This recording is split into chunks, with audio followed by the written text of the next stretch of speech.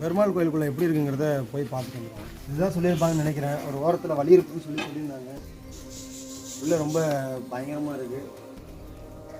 வாங்க போய் பார்ப்போம். அப்போ என்ன தெரியும் என்ன நல்லா இருக்குது.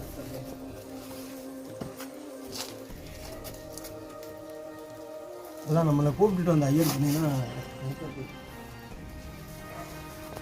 பல வருடங்கள் கூட கிடையாது. ஒரு சில 100 வருடங்கள் தான் ஆகுது இந்த கோயில். ஐயப்பன் ஐயப்பன் சாமி தானே இது? பாருங்க, அதாவது ஒரே சாமியை தான் நம்ம வந்து தலையில் தூக்கி வச்சு கொண்டாடுறோம். அந்த சாமி தான் இன்னைக்கு வந்து கீழே இருக்கு. ரொம்ப கஷ்டமா இருக்கு பார்க்கவே.